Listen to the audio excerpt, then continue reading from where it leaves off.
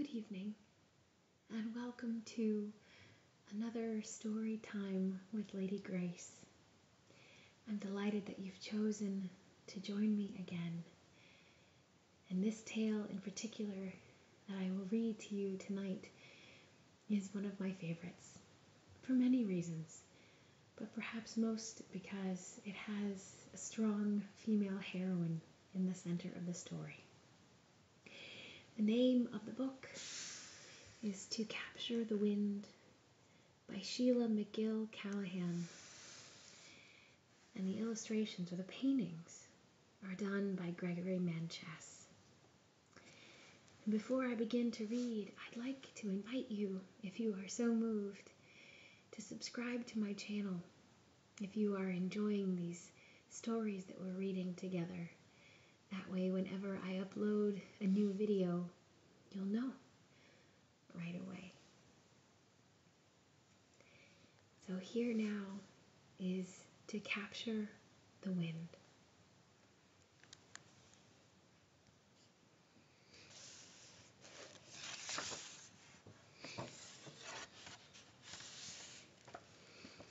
To Capture the Wind by Sheila MacGill-Callahan and paintings by Gregory Manchess, printed by Dial Books for Young Readers in New York.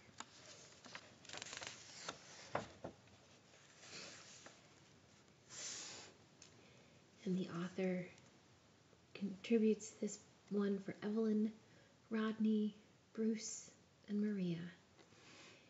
And the painter to my daughter Kelly and my granddaughter Brianna.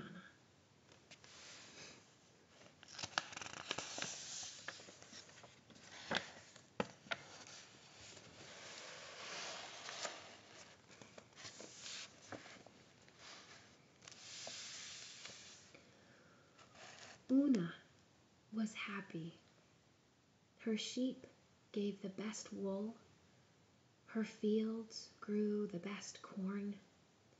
Her apples were unmatched in all of Ulster. And on May Day, she was to marry Connell, whose fame as a weaver spread far and wide across the land. But one fine March evening, when Una came home from market, neighbors told her that the warriors of Malcolm, the pirate king of the islands, had come and dragged Connell from his loom and ridden away with him. Una set out at once to find Connell. The trail was not hard to follow. In every village, the pirates had kidnapped only those noted with their skill in sewing and weaving.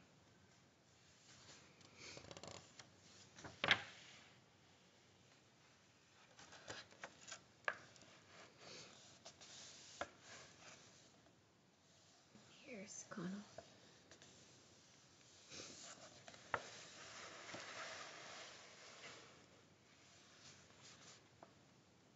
Another weaver.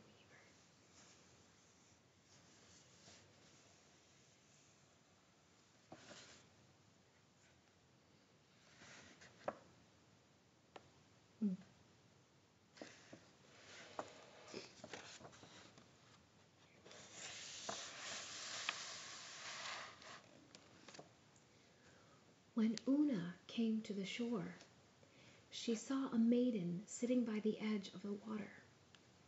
Her eyes were red with weeping. "Greetings, stranger," said Una. "Have you seen the warriors of Malcolm, the pirate king?" "Aye," said the maiden. "They embarked from Malcolm's Isle this morning with their captives." "And you did nothing?" "What could I do? One person against 25 armed men." There was truth in her answer. "By what name may I call you?" "Etienne, daughter of Queen Bridget of the South." "What is a southern princess doing on our shores?" "Malcolm's son, Aidan, and I love each other. but I failed the test of 4 riddles that Malcolm gives any woman who seeks his son's hand in marriage. I am good at riddles, Ona said. Tell me what Malcolm will ask.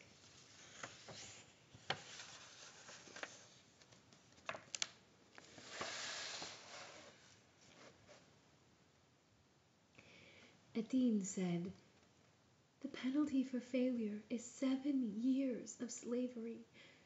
I have served my 7 years and was left here on the shore." Una placed a comforting arm around her. "Tell me all that you know." "There are 4 riddles. 3 of them do not matter, but you must answer the first one correctly. I dare not tell you what it is, or Malcolm will place a curse on Aidan and he will die." Una was troubled. Did she love Connell enough to risk 7 years of slavery? By moonshine, she had made her decision. She loaded a boat with wool and flax. By dawn, she reached Malcolm's isle.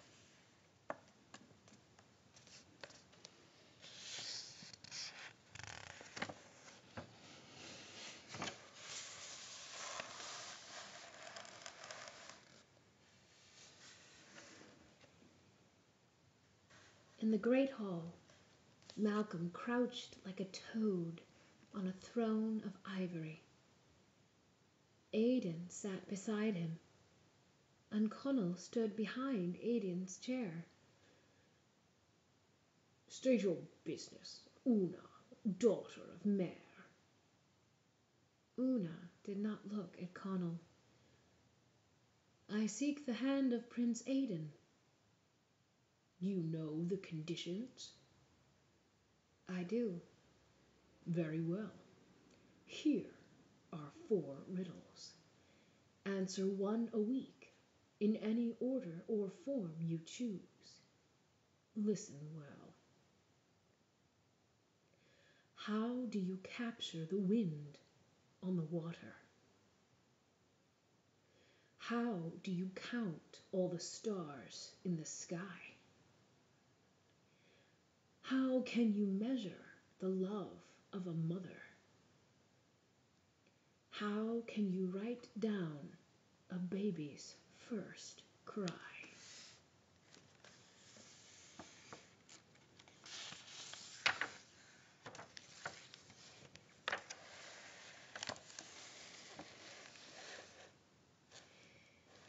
"For the next 28 days, you will be my guest," Malcolm said. "Agreed," Una answered.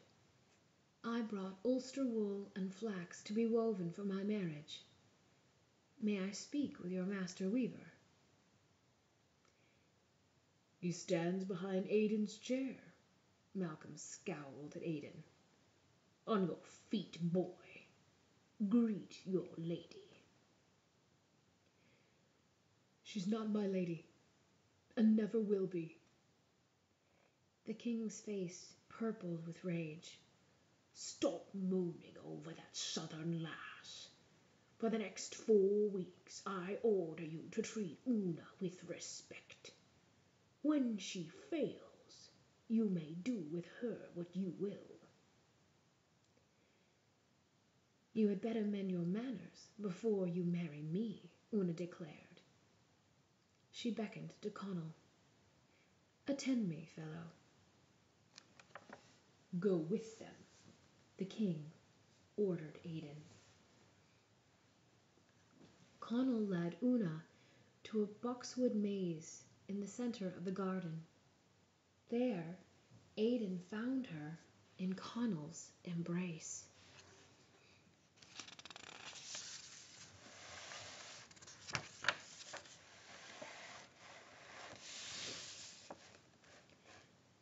She smiled at the startled prince. "Connell is my love, but Adine waits for you on the shore. We have 4 weeks to outwit the king. Why does he need weavers and needleworkers?" Aidan laughed bitterly. "Greed and pride. He is the richest island lord. Now his castle must be the most beautiful." During the first week, the spindles and looms sang from sunrise until dark. On the 7th day, Una stood before the king. "Which riddle have you chosen?" he asked. "How can you measure the love of a mother?" The answer is easy. A mother's love cannot be measured, for it has no bounds. Malcolm roared his approval. "Answer the other 3 as ably, and I'll be proud to call you my daughter." Another week went by. If the pirates had paused in their feasting, they would have seen the slaves creep out by night to the harbor.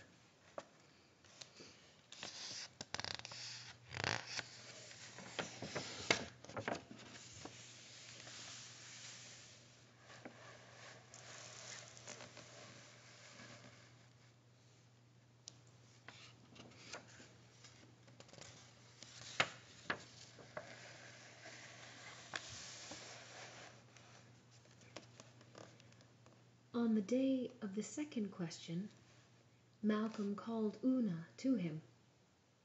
"What is your choice?" Malcolm asked. "How do you count all the stars in the sky?" "You don't. The only star that counts is the one in the north that guides the sailors home." The king smiled at Una.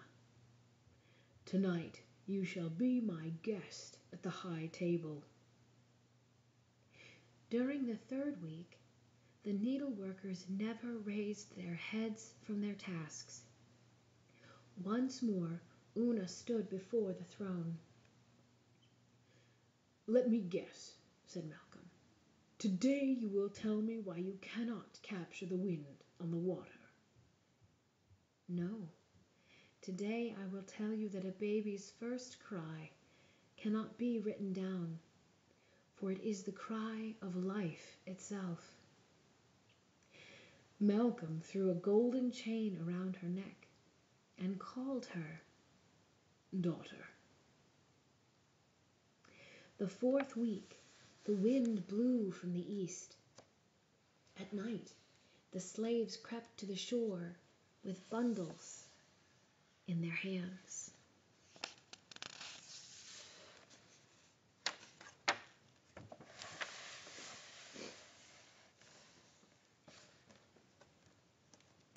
On the last day, Una fastened Aidan's sword beneath her cloak. "Come with me to the harbor," she told the king. "The whole kingdom is gathered to hear my answer." The pirates lounged on the dock. The slaves waited in small boats on the choppy water.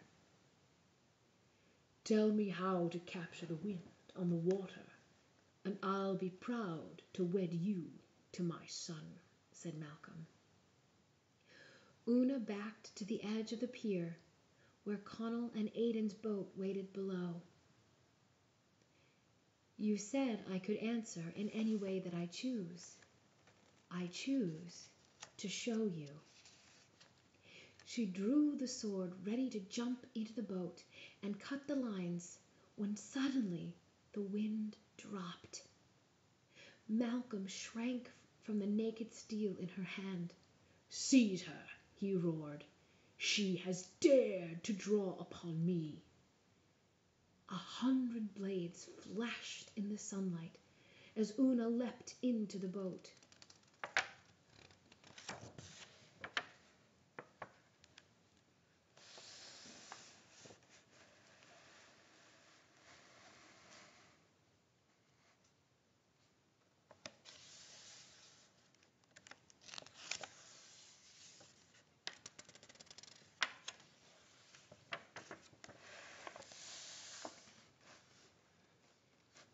"Row!" she cried, as she slashed the line. "Row for our lives!" The slaves grasped the oars they had made at night, and bent their backs to the stroke. The swordsmen gave way to the archers, and a flight of arrows sped across the water. "After them!" yelled the king, but to no avail. The boats left on the shore had holes driven in their bottoms. The hail of arrows increased when the pirates discovered there was no way to pursue the fugitives.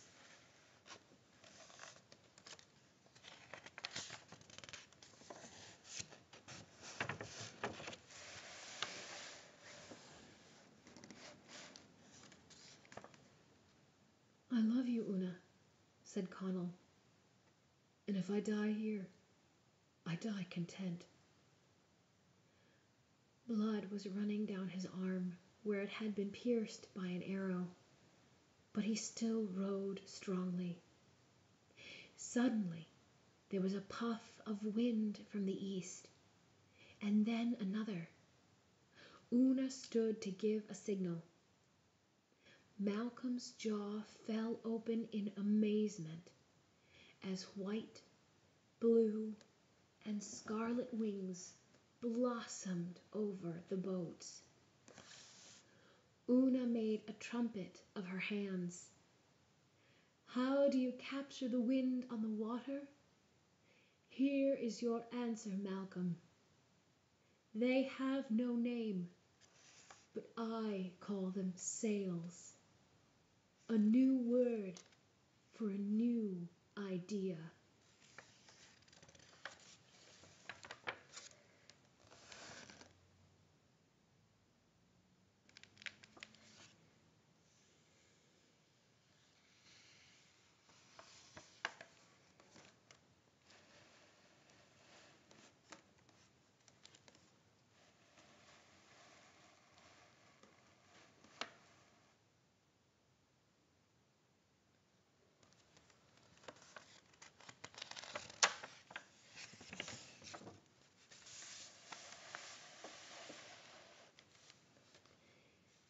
The wind stood fair for Ulster. Una and Connell, Aidan and Etienne were feasted in every village. On May Day, they came to Una and Connell's home, where all were gathered for the wedding. It was a double wedding. The party afterward went on for 9 days, and each day was better than the one before. As for Malcolm, everyone laughed at him and refused to follow him. He gave up pirating and became an honest merchant. When Aidan and Ethine's first child was born, they made their peace with him, and he became the proudest grandfather in all of Ireland.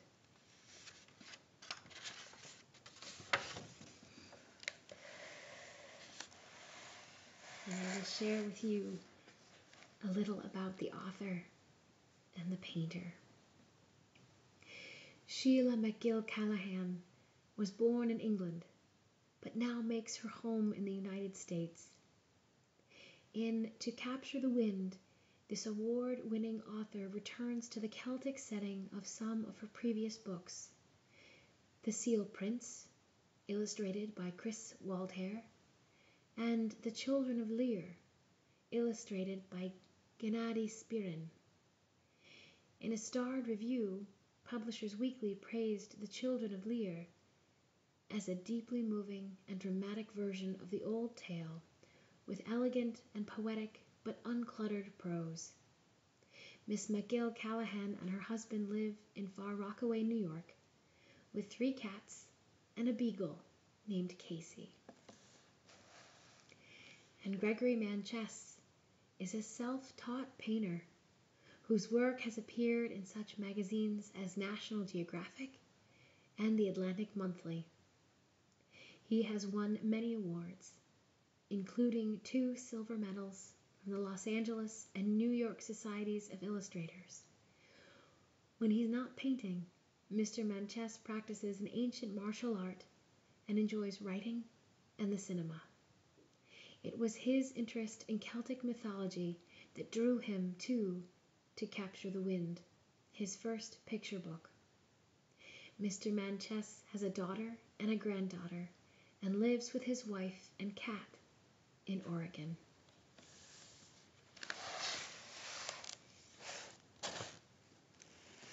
Thank you for joining me on another story time. I hope that you have enjoyed To Capture the Wind. And I hope that you rest well and have a good night sleep.